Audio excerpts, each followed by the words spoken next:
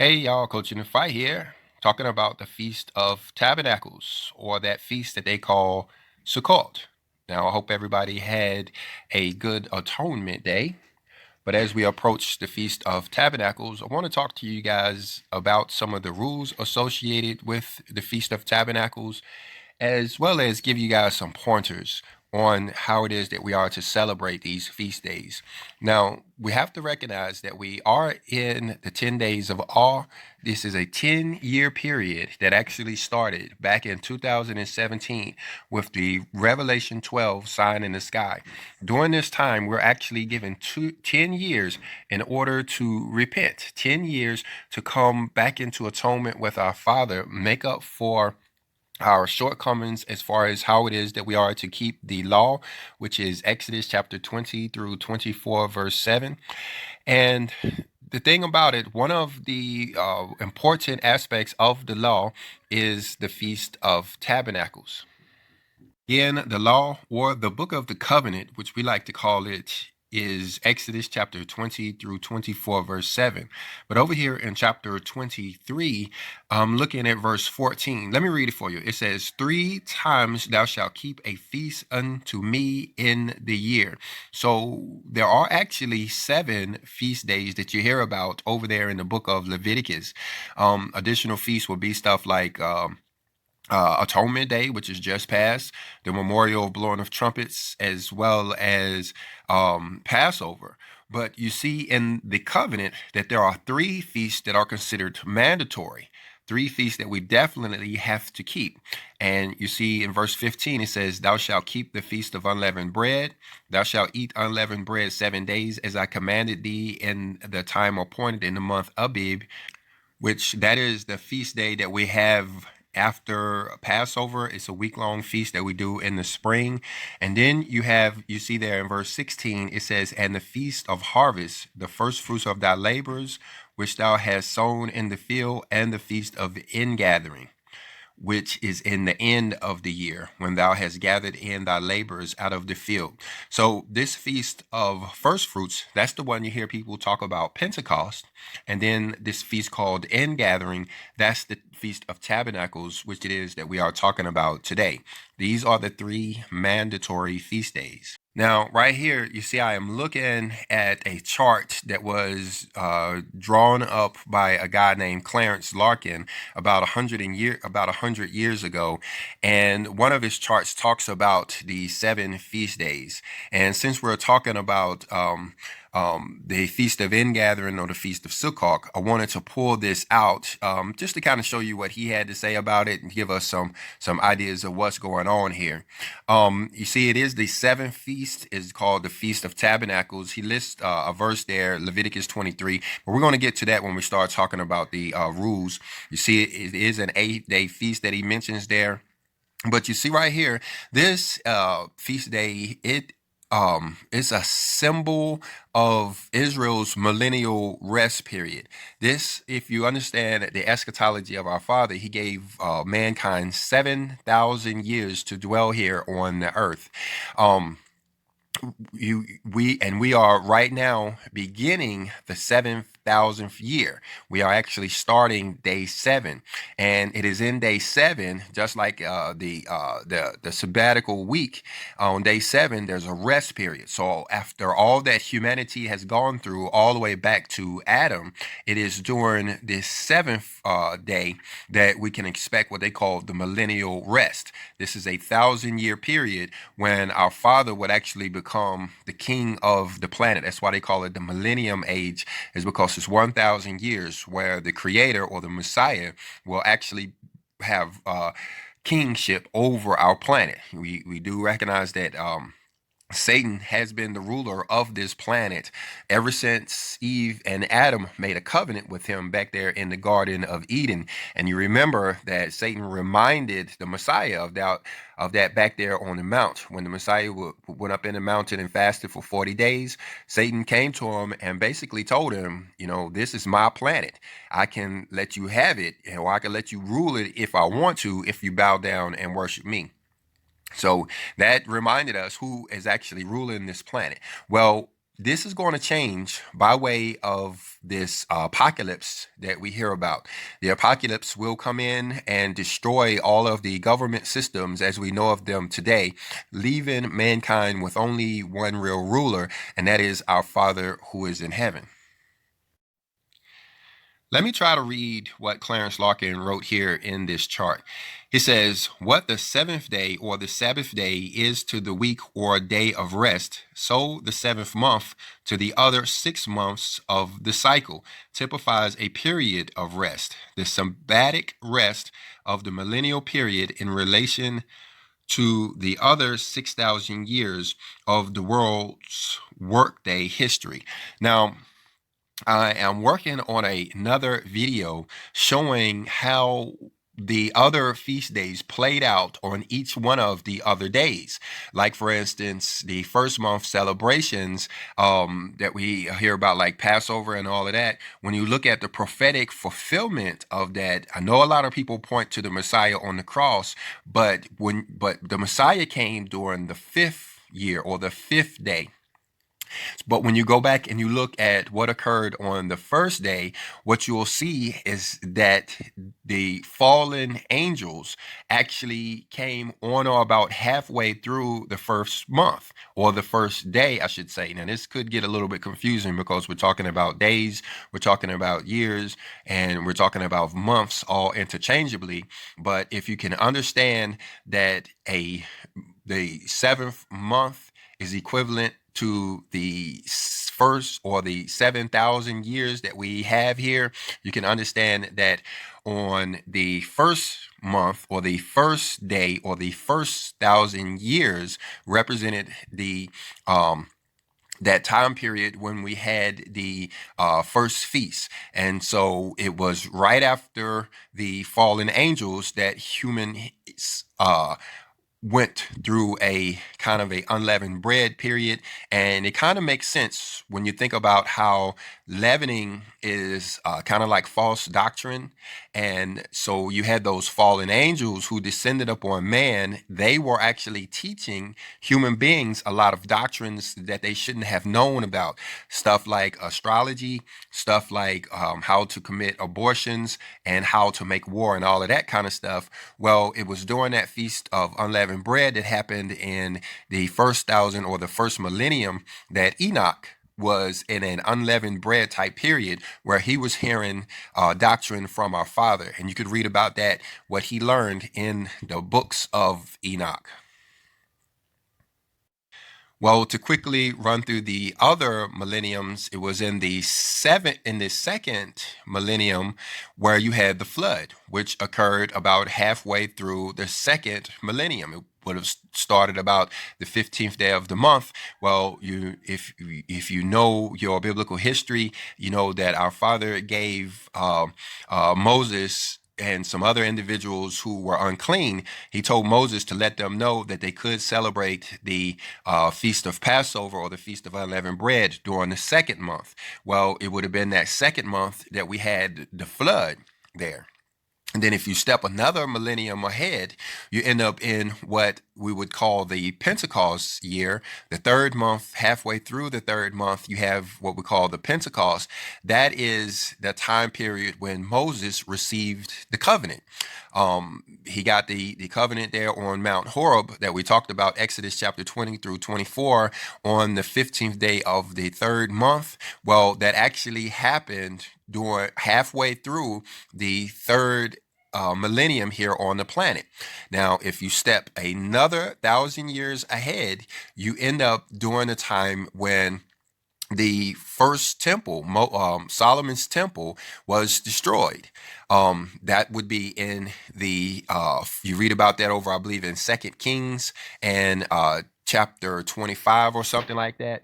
And then if you go another 1,000 years, you end up with the second temple being destroyed, and you end up with them building the Dome of the Rock on the Temple Mount. That would be in the 5th month, or what they would call the 10th day of Av. That occurred, like we said, in the 5th millennium.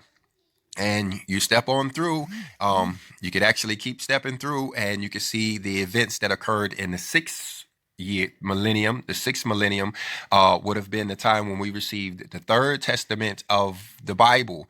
That would be that's a very important time period because, like we said, that's when we got the third testament of the Bible. You can see some of our other classes where we talk about the third testament. You can even find links to that book that you could download, and even an audio book. Well, we are now entering into the seventh day or the seventh millennium, and this is when we start to see the prophetic fulfillment of the seventh month convocations. For instance, on the September the 23rd of 2017, we had the trumpets blowing, which we heard by way of what they call the Revelation 12 sign in the sky. We also will see here in the 10 days after that period started, we will have what's called Atonement Day. That should fall somewhere around the year 2027. And then we'll go through what the scripture calls, well, not the scripture, but what some prophecies refer to as the 3 days of darkness. It's more like 3.5 days. And then we can expect this tabernacling period or Sukkot, where we will begin the 1,000-year reign. That is that rest period that we will start. Now, I hope you guys are getting something out of, these videos that we put out over here at Hermas Academy. We actually work pretty hard to get these videos out. We've been putting out a video almost every day since about March. And with the only exception being Hurricane Sally. And as YouTubers, everybody wants their work to be appreciated. No matter what job people are doing out there in the world, they like to, be appreciated for what they do. The thing about it over here as YouTubers, the only way we recognize, at least most of us can recognize appreciation, is by way of the number of views, the number of likes, the number of comments and subscribers that we get on our channel. There's a direct correlation between how many people watch our videos and how much we feel the appreciation behind it. Well, I say all that because I recognize that on our humble channel we don't get as many views as a lot of the other videos of the guys that claim to be watchmen, and I do know the problem behind that. I mean, I could pumped out, video after video, talking about the rapture this and when is the rapture that. And I can be like those other channels and get, tens of thousands of views, but, I kind of wonder what is the good in it. Some of you guys have been watching those other channels for over 3 years now, where they all they really talk about is the rapture and when it's going to be. So you've watched video after video for about 3 years, maybe hundreds, maybe even 1,000 videos on people telling you about when the rapture was going to take place, when they was going to fly away. Well, those videos, they get tens of thousands, sometimes 100,000 views. But you sit back and you ask yourself, well, what did you actually learn over this 3-year period? All of those videos that you've watched where they told you when the rapture was going to be, one thing you could be for sure is they got it wrong every single time. So you think about how many videos you've watched about the rapture, and then you could think for a second, everything that you've learned in those videos has been wrong. I mean, all they told you was when they thought the rapture was going to be. It didn't occur. So every one of those videos that you watched was wrong. Everything they told you was wrong. Well, on our channel, we try to teach, stuff. We try to, hopefully you guys will learn stuff out of what you watch. But our videos don't get as many views whatsoever. And so, it kind of gets a little disheartening sometimes when, like for instance, the last video we did where we unlocked the code of the Jubilee year by way of scripture, and that video only got about 1,000 views or so. Any of those other guys where they were talking about how the rapture was going to occur on Atonement Day 2020, they they got tens of thousands they got 10 times as many views. So I hope that you guys who are watching our videos, you are getting something out of it, because the way I feel about it, I would rather lead 5 people or 500 people into the millennial age than to lead 5,000 or 50,000 people somewhere else. So I say all that to say, I guess just saying, I hope you guys appreciate what we're doing over here. Because if it really was about a popularity contest, and having a bigger channel and a lot of views, frankly speaking, we would have to do something quite different than what we're doing over here. And that's trying to extend some biblical knowledge that our Father is sharing with us. But anyway, let's go on. Like the Lord's Supper, it is to us a memorial pointing back to the cross and forward to the coming. So the Feast of Tabernacles will be a memorial to Israel, pointing back to Egypt and forward to the millennial rest. Talking about the Feast of Tabernacles and how it is the shadows or of the things to come. That is this period that we will have this millennial rest period, but we're expected to recognize this feast day every single year. So let's get right into it. First of all, I want to show you guys when the Feast of Tabernacles is 2020. It goes by the name Sukkot sometimes, and you may see that listed on your calendar. It may be listed as Sukkot. It's rarely listed as the Feast of Tabernacles. But when you look at your calendars, at least a lot of them that list the holy days, it will be listed there as Sukkot. And if you have a calendar with it listed on there, it's going to say that it starts on Friday, October the 2nd, and it's going to end on Friday, October the 9th. It's actually an 8-day celebration. We've done many classes, as we normally do, showing you how it is that we calculate these times. It's based on the new moon, the way our Father calendars work. He put the moon up there to let us know when these days start. When the month actually starts, and so that is how we determined the month, the 7th month of the year 2020. Was we saw the glimmer of the moon in the sky, and we also were able to use other means to verify those days. For instance, like the U.S. Naval Observatory, or some websites like renewedmoon.com or lunarsighting.com, different stuff like that for many verifications, so that we know that the Feast of Tabernacles actually does start on Friday, October the 2nd. Now, there are a few channels out there that will try to tell you that these days start on a different time.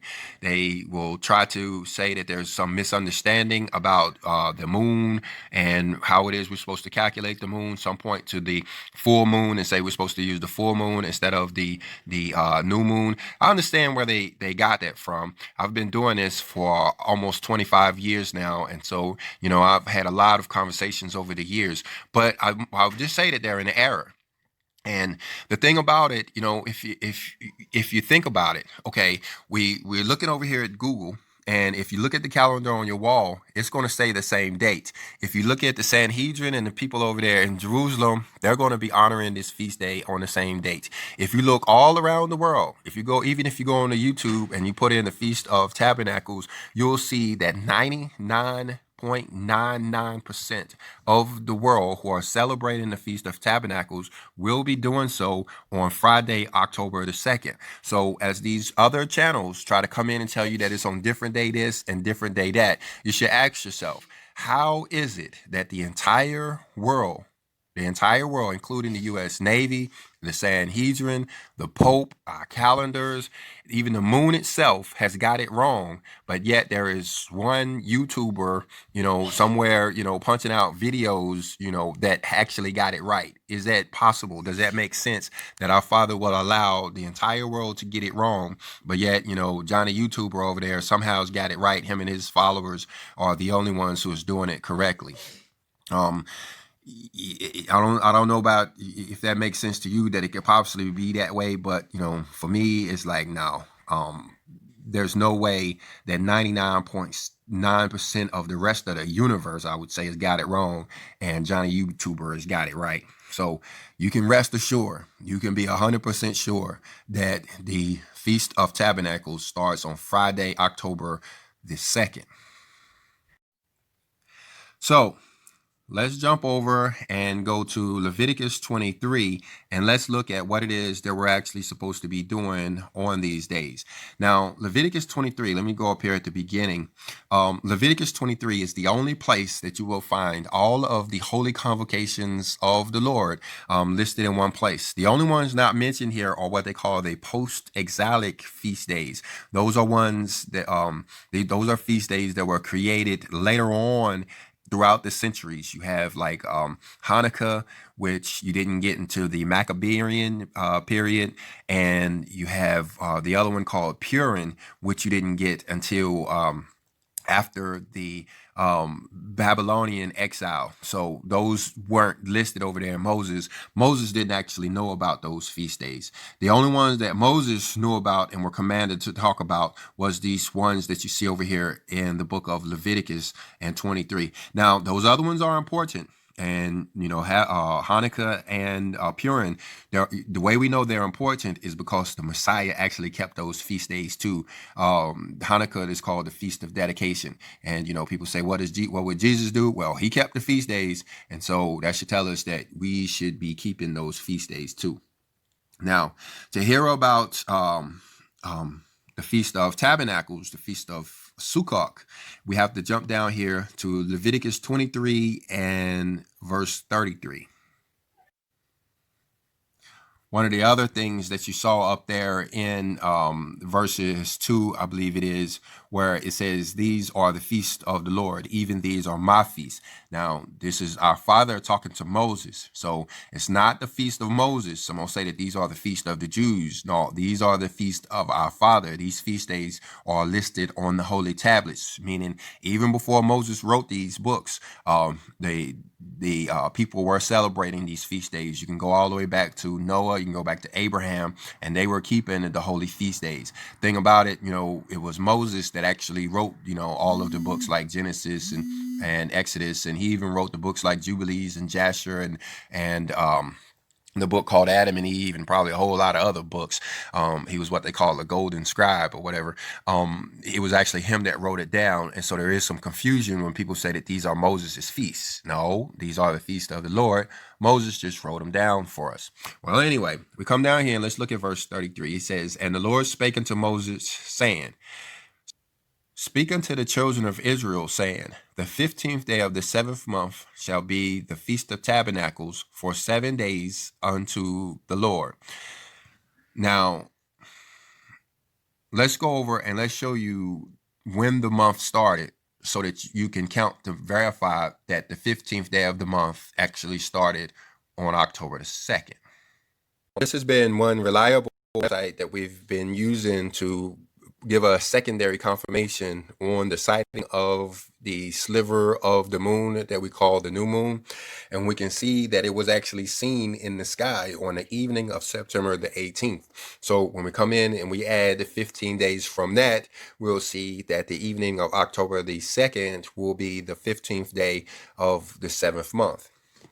Now, I do point out that if you look at your calendar sometime, if it has not sometime, but all the time, if you look at your calendar, it has a different day listed for the new moon. And the reason why is because man considers the new moon to be when there is 0% illumination. And there's absolutely zero chance of seeing any type of moon in the sky at all.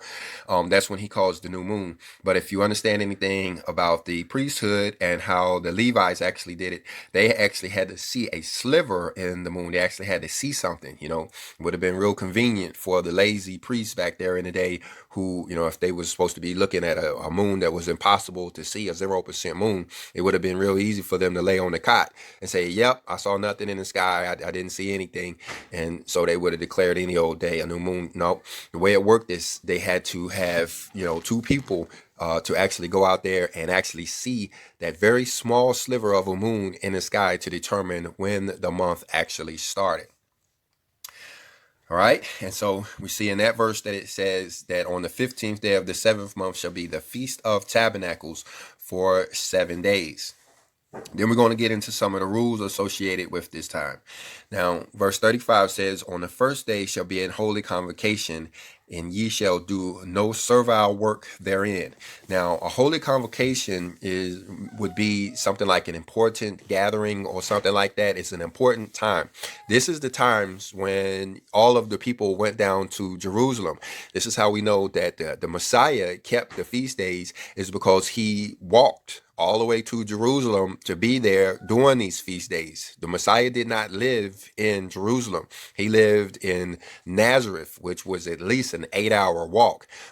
Even if, they had highways and sidewalks or whatever, but, some of that terrain was pretty rough. And so it would have actually taken him longer to walk there. And if he took the time to make an 8-hour trek, walking for 8 hours, it must have been a really, really important time.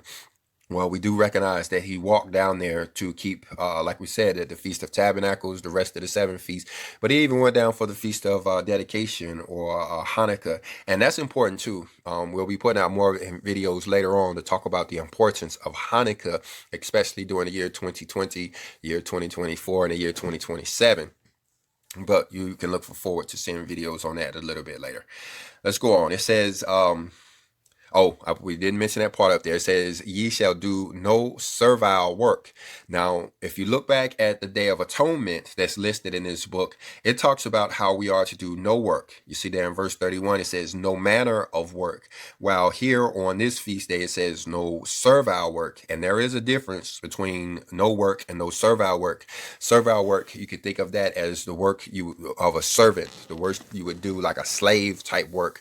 And here in the year 2020, that would actually be talking about our jobs. Today, this day, you would actually want to take off, from your job. You don't want to be down there making widgets on this day. And this is why we bring this up. This is one of the things you may want to consider writing down as you prepare for this holy day season that's coming up, is you want to have that day off. October the 2nd, you want to have that day off. I believe it was a Saturday, but I'm pretty sure that it was October the 2nd. And so some of you guys may want to put in a leave form. Others of you guys will be calling in sick on that day, but you don't want to be doing any kind of servile work. All right, now let's jump down here and let's look at 36. It says, 7 days ye shall offer an offering made by fire unto the Lord. On the 8th day shall be an holy convocation unto you, and ye shall offer an offering made by fire unto the Lord. It is a solemn assembly, and ye shall do no servile work. Now, we've done many classes where we talked about this offering made by fire, and I don't want to get into too much detail on this because it means different things to different people, and I don't want to lead anybody astray when it comes to an offering made by fire. You look over there in Malachi in chapter 3, you see that the offerings are coming back, but it kind of starts with the Levites, and which is not all of us. So many of us, are unfamiliar with an offering made by fire, but we can find throughout the scripture that there are many ways to, or I would say other ways that we can offer an offering made by fire, a lot of which has to do with prayer, a lot of which has to do with worship, but I'm already getting myself in trouble and I need to hush because there are some that are actually going to be doing bread offerings. There are some that's actually going to be doing burnt offerings using animal sacrifices and that kind of thing. Those things are coming back, let me go on before I get myself in trouble. Check some of our other videos on that. Like I said, it means different stuff to different people. And let's see, on the 8th day shall be a holy convocation unto you. Now, you remember up there, it said that this feast was to last for 7 days. Well, you can actually consider this 8th day celebration as a kind of a different type feast. It's part of the Feast of Tabernacles, but it's on the 8th day, whereas the other one was a 7-day celebration. This one is actually on the 8th day, so it is a bigger deal. This 8th day celebration is a bigger deal. Now, the way you can look at it is how what might help it make sense for you is when you look back at the Feast of Unleavened Bread. Those who are very familiar with that, you understand that the Messiah was put in the tomb immediately after or right at the end of Passover or right at the beginning of the week-long Feast of Unleavened Bread. And he stayed in the spirit world. He was seen by some people, but he didn't allow them to touch him. It wasn't until the 8th day that he actually appeared before all of the disciples and even gave old doubting Thomas the command to actually touch the wounds that was in his body, to actually put his finger in the nail holes and in that spear hole that was in his side. That was on the 8th day. That's when they actually start the count going up to, or the Omar count going up to Pentecost. That was on the 8th day, so it was a bigger deal. So that day was actually, it's actually listed as one of the feast days. I could scroll up there and show it to you if I could find it right quick. You see that actually in verse 10, where they were supposed to bring a sheaf of the harvest unto the priest. That actually occurred on the 8th day. And the reason why I bring these up is because it's like these feast days are 6 months apart, Unleavened Bread and Tabernacles, and they are very, very similar in what it is that we are to do during those times. Even though up there it didn't say it directly, you kind of got to do the math and look at, how it played out over there in the book of John. What did Jesus do in the book of John? And you see that was an 8th day celebration. But you see the exact same thing over here when we're talking about the Feast of Unleavened Bread, how it is that we have a 8th day celebration. It is a bigger deal. Those who have been doing this for years, they talk about this 8th day celebration. And so on that day you have an additional holy convocation. This will actually be the day after the Sabbath day. You know that the Sabbath days are on the 15th day of the month and the 22nd day of the month. Well, this 8th day would actually fall on the 23rd day of the month if you pull out your fingers and count. And so it is a bigger deal. And it is a holy convocation. And you see right there, once again, it says we are to make an offering made by fire unto the Lord. It is a solemn assembly, and ye shall do no servile work. Now, like I said, this is the day after the Sabbath day. On the Sabbath day, you would have been doing no work. That would have been on the 7th day. The 22nd day of the month, you would have been doing no work. Let me jump over there and look at the calendar. Now, one thing that I probably could have been a little more clear on is how these feast days actually start in the evening. Instead of during the day, they actually start at sundown. So on Friday, October the 9th, just like on Friday, October the 7th, we'll actually begin these holy convocation. But so they will last throughout the night and the full day until sunset on Saturday. That's where we get Saturday from. When you're looking at Friday, it says there it's actually the daylight hours of Saturday. Then when you will have this 8th day celebration. But now that brings me to another point. For those who are actually doing these offering made by fire, remember we are in the 10 days of awe. This is like a 10-day grace period that lasts for 10 years, where we are allowed to get these days right. To actually get these feasts right. By the time we get to the year 2027, we're going to know how to do these days correctly. Well, one of the things that has been made clear to me is when we are working to do a offering made by fire, we really need to be doing it the day before. Like, just as in a little bit of a tangent, you go back to October the 2nd, and like we said, the full day celebration will be on October the 3rd, Saturday, October the 3rd. But that, guys, in my own opinion, I believe this is correct. If you think about it, or when you start to do it, you'll see that I'm right. Is that on Saturday, October the 2nd, is not the day to be trying to do an offering made by fire. It is a Sabbath day, so if you're going to do a offering made by fire, a physical offering. I can't think of the other word I was thinking of. You're going to do a physical offering opposed to a spiritual offering. Like I said, many people will do a spiritual offering made by fire, but some will actually do a physical offering made by fire. For those guys, they're going to have to put together wood. They're going to have to gather sticks. They're going to have to, some of them will have to build an altar. Some of those guys, well, every one of them is going to have to make a fire. And so those are activities that you won't be doing on this Sabbath day, on Saturday, October the 2nd. Is not the time to be building fires and such. You will want to be doing those the day before. So let me add this to it as we get an understanding on how to do these days correctly. The Father will work with each of us individually to help us progress along as we should be. It is during the daylight hours of Friday, the day before this event starts. During the daylight hours is when we'll be gathering our sticks, when we will be getting the other material together to do this offering made by fire. And we'll have it all together when the sun goes down. So even the fire is already made when the sun goes down, so that the physical offering made by fire can start after sunset. We won't be, worried about making a fire and all of that kind of stuff. It's one of the things I kind of learned the hard way one time recently, and found myself, do I go out and make a fire, or do I not make the offering made by fire? What do I do? That was a time that was a coaching moment for me, and so I thought I'd share that with you guys. And that brought to mind another point that I want to make. You guys, you ought to read the first chapter of the first book called Maccabees, so you can understand this war that we're in now is going to intensify.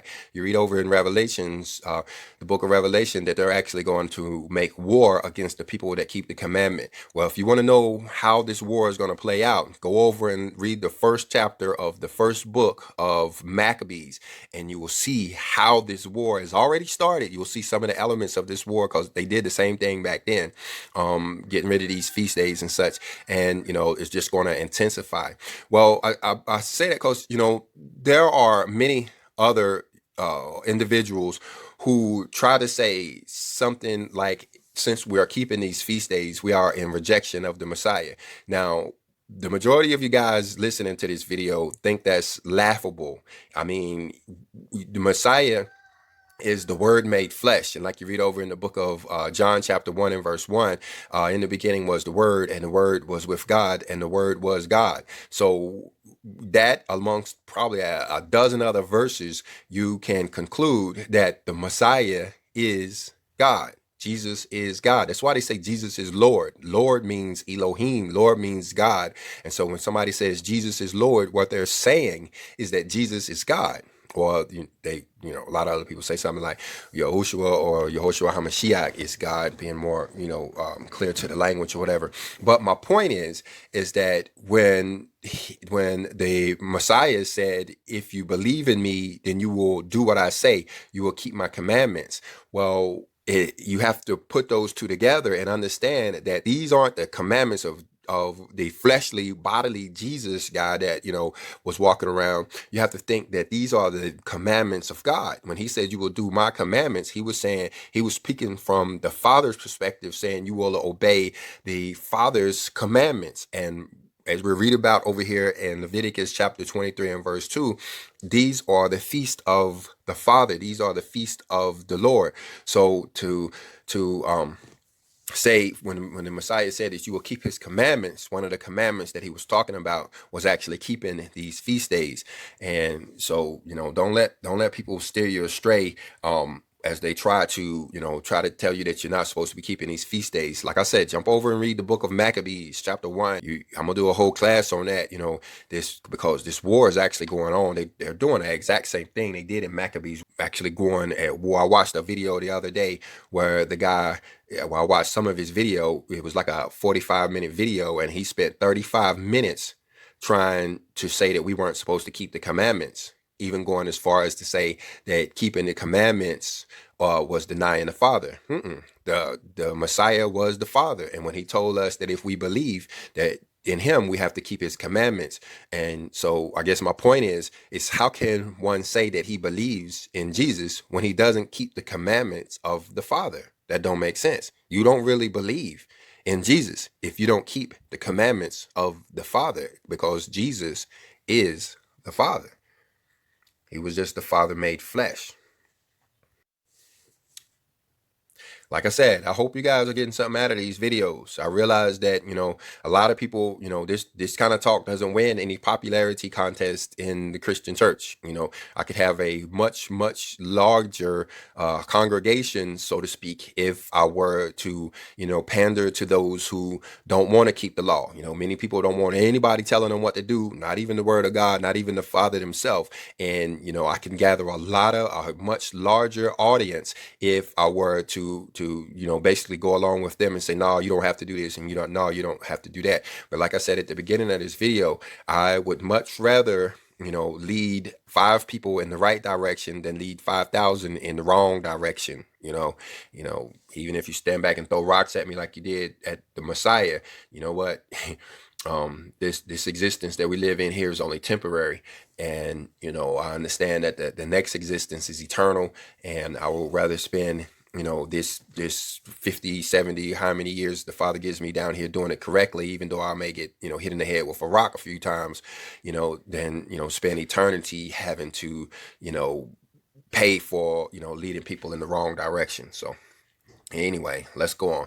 Talking about this 8th day celebration here. All right. Let's go on to 37.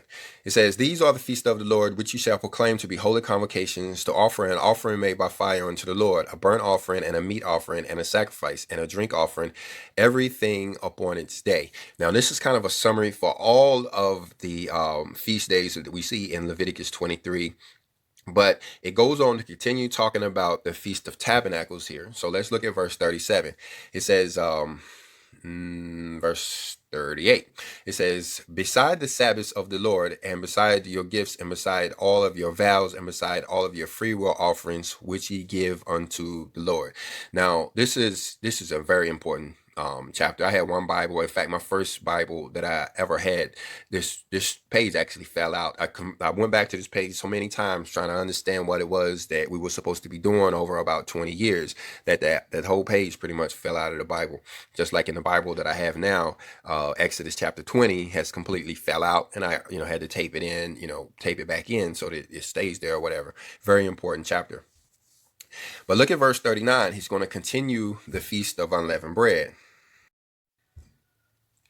It says, also in the 15th day of the 7th month, when ye have gathered in the fruit of the land, you shall keep a feast unto the Lord 7 days. On the first day shall be a Sabbath, and on the 8th day shall be a Sabbath.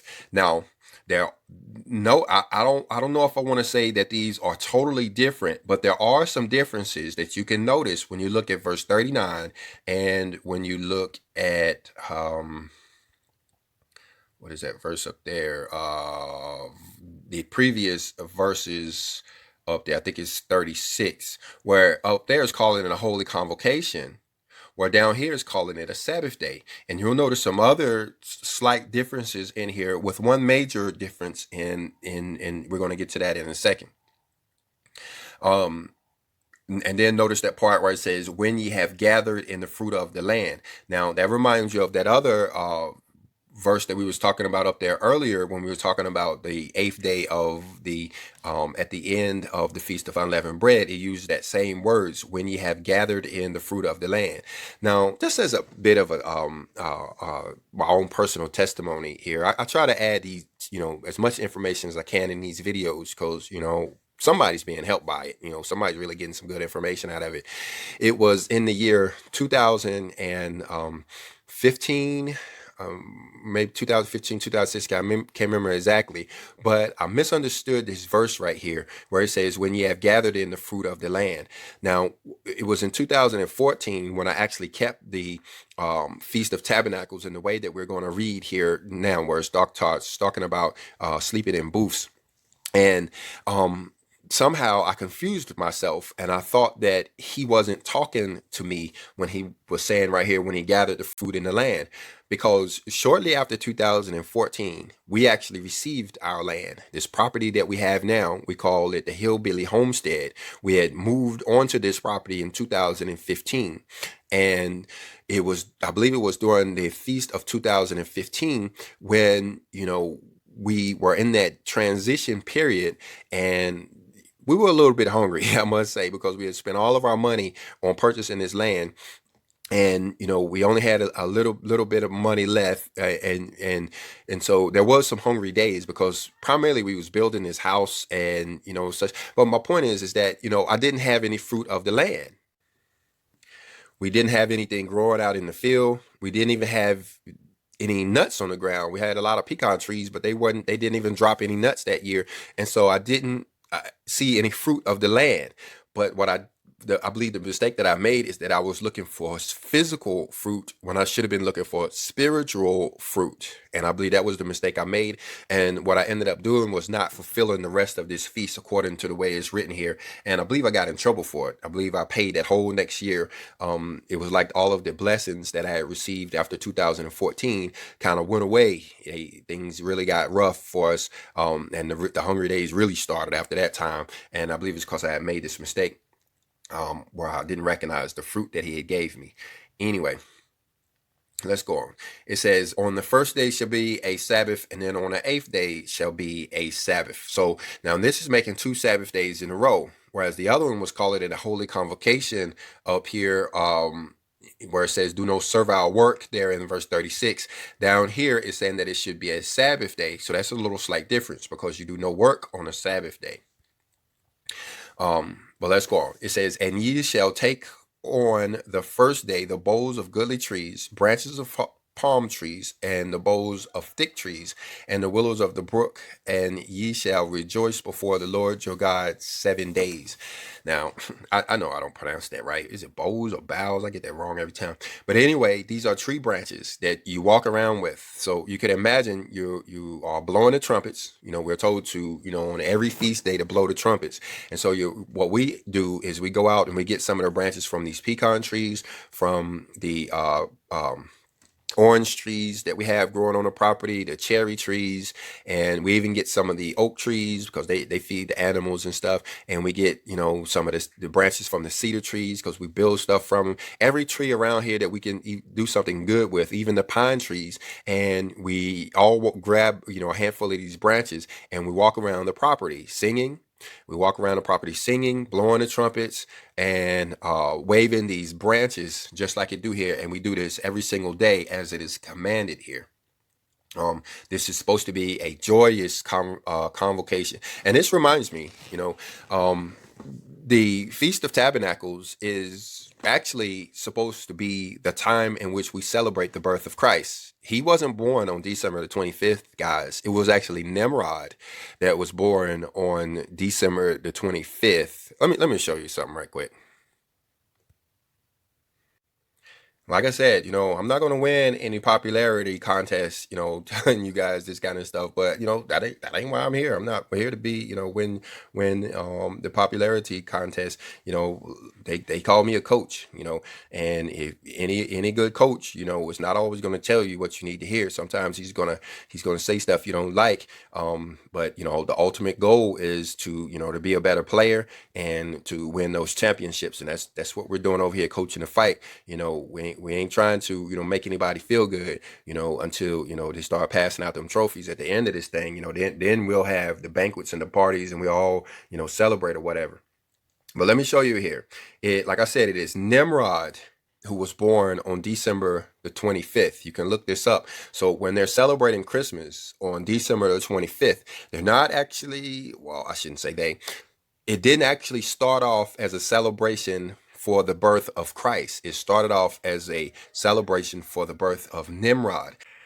You can see that this Nimrod figure, you look up the origins of Christmas on YouTube, where Christmas came from, and it'll start off talking to you about this Nimrod figure here, and you can see how this Nimrod figure changed throughout history and throughout time. You can see the names there. I'm not going to call those names out because we're forbidden to call the name of these Greek of these pagan gods. You're not really supposed to pronounce their names out loud. But Nimrod is actually, he was a real dude. They turned him into a god later on. You can see the word Nimrod written in your scripture. But you can see how it progresses throughout history until where it ends up. This dude right here. So we call him Santa Claus now. He started off being Nimrod, And you can see over time, they've been worshiping this guy on December the 25th. And so that is who it is that we're worshiping on December the 25th. And that's why, people, you wonder, what does Santa Claus have to do with the Messiah? What does Christmas trees have to do with Jesus and that kind of thing? What is these gifts and these ornaments? What does all that have to do? It really has nothing to do with it.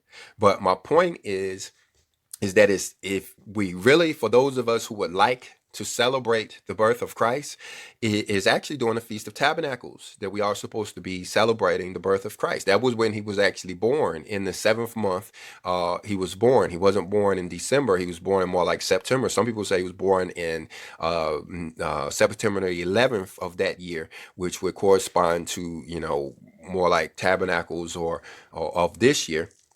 Well, maybe that's the time when, those of us who want to do it right, but yet celebrate, the birth of Christ, maybe we'll change our Christmas celebration, leaving out all of the pagan aspects and celebrate the birth of Christ during the time when he was actually born. And that's during the Feast of Tabernacles.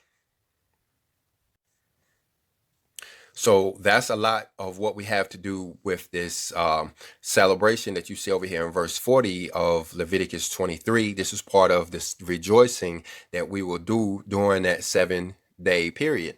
And, just as an aside note, like I mentioned, we want to leave out the pagan aspects of Christmas. If for those, I'm sure there's somebody who's going to say, hey, that's a good idea. I'm gonna celebrate Christmas.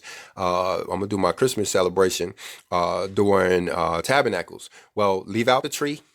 Don't do the tree. Let me show you.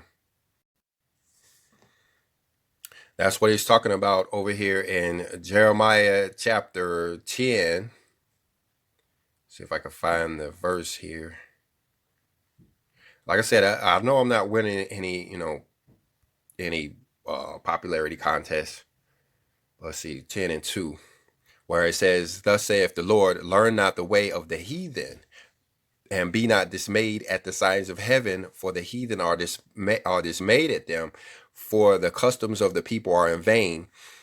For one cutteth a tree out of the forest, the work of the hands of the workman with the axe." This is talking about a Christmas tree right here. And you see that it's talking about these are the ways of the heathen. You see right there in verse 4, it says, "And deck it with silver and with gold, and fasten it with nails and with a hammer, that it moves not." So, and it goes on to talk about this thing. This is basically a Christmas tree, and it's showing you that they was worshiping, with this Christmas tree, even way back with Jeremiah in Jeremiah's time. And it was even told that we weren't supposed to be doing that. So it's not only the Christmas tree, but it's the colors, the green and the red, I think it is. You won't catch anybody in our family wearing anything red or anything green during that time. It's actually the lights. Those lights are part of how they celebrate Nimrod. And it hasn't really, they try to act like it has something to do with the Messiah. That was part of the Catholic Church when they replaced Tabernacles with Christmas. They tried to say that we celebrate, that you try to say that Jesus was the God of light or something like that. And so we should hang lights everywhere. But those lights are part of their celebration. So we leave that out.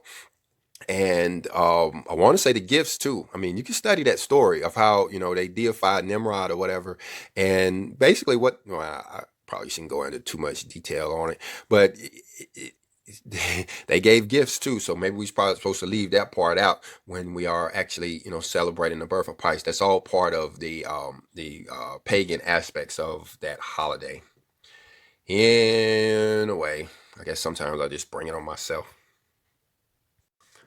But, hey, I may not get the adulation of the people down here on earth, but, one day I'll have to stand before my Father, and I'm gonna be standing there proud. I'm gonna be hanging my head down low.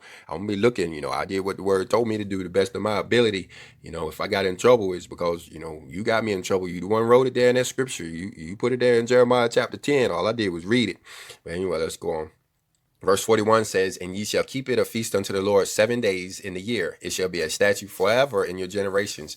Ye shall celebrate it in the 7th month." Now, this part right here, it says forever. It's supposed to be a statute forever. We was never supposed to stop. The period that we're in now is called the church age. And people will say, they'll say that loud and proud. We're in the church age and we ain't supposed to be. No, guys, what it means that we're in the church age is that the Catholic Church came in and forcefully removed these holy days from our calendar and replaced them with pagan holidays. They took away tabernacles and gave us Christmas. That's what it means that we're in the church age. And so that's nothing to be proud of, nothing to be proud of at all. When you look in here, verse 41, it says that we're supposed to keep this statute forever. We're never supposed to stop doing them throughout our generations in the 7th month. But let's go on. Verse 42 says, "Ye shall dwell in booths 7 days. All that are Israelite born shall dwell in booths." Now, this is an important part, and this is the reason why I'm doing this a little bit early, because some of us need to go out and find a booth. What this is a tent. If you jump on some of the Jewish channels, they'll talk about how they built structures out of branches and that kind of thing. And I'm not saying anything is wrong with that, but you have to understand that back there in the day when they was living in booths, they were actually living in tents. They didn't have a big structure made out of tree branches that they had to drag around the wilderness for 40 years. They actually had a tent that they dwelled in, and they walked around. And the father's people, they dwell in tents. You might remember the story of who was that built that house for his Canaanite wives? I believe that was Esau. Yeah. So, and his mom's name was Rebecca or something like that, right? Yes, Esau and Jacob's mother's name was Rebecca. So Esau, his mom didn't really like him. One of the reasons why she didn't like him is because he built brick houses for his wives while they were dwelling in tents, right?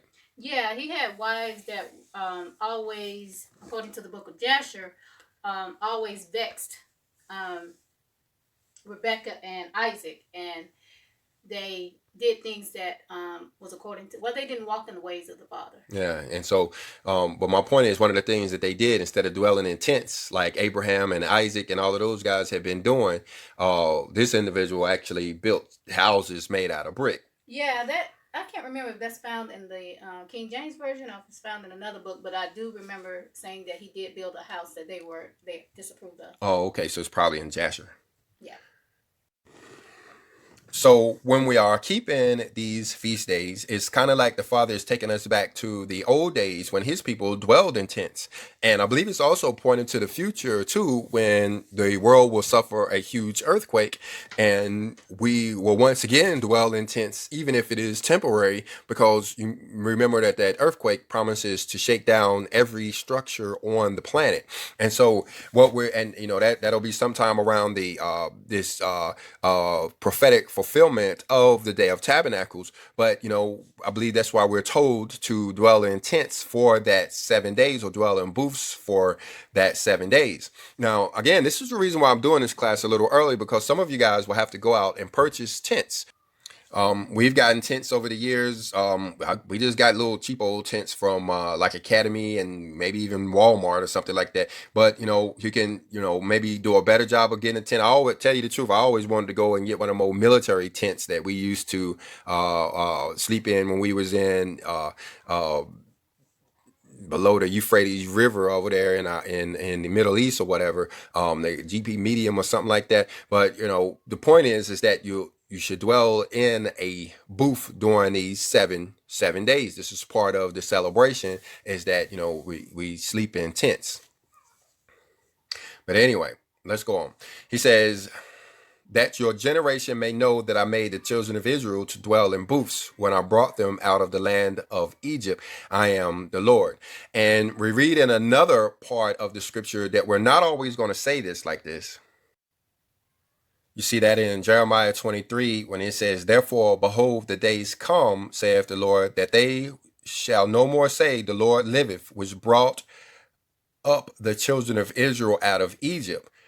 But the Lord liveth, which brought up, and which led the seed of the house of Israel out of the north country and from all the countries whither I have driven thee, and they shall dwell in their own land. So this is talking about the post-apocalyptic time. This is talking about even the time that we are leading up to this very day, that, you know, we do it in honor of the days when we came out of Egypt. But, you know, we are now in what they call the North Country, or the countries whether I have driven thee. We are scattered now, and we know it's part of the Father's eschatology to bring us all back together by way of, you know, similar events that happened back there in Egypt with all of the plagues. Well, when you think about those, how close they are to the plagues we read about in the book of Revelation, well, it is after that we're going to talk about how our Father once again brought us out of modern day Egypt, and will dwell in booths. I believe that's why this holiday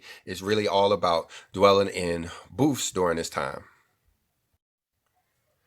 All right, and the last verse says, and Moses declared unto the children of Israel the feast of the Lord. Again, these are the feast of the Lord. So I hope you guys got something out of this video. I know it was a wealth of information, and even though you may be few of you guys that are hearing this, I hope you learned something out of it. I hope it helps you guys going forward. If you did get something out of it, go ahead and hit the like button. If you didn't, or if you disagree with what we're saying here, go ahead and hit the dislike button. It helps the channel anyway. But leave us a comment either way. And shalom.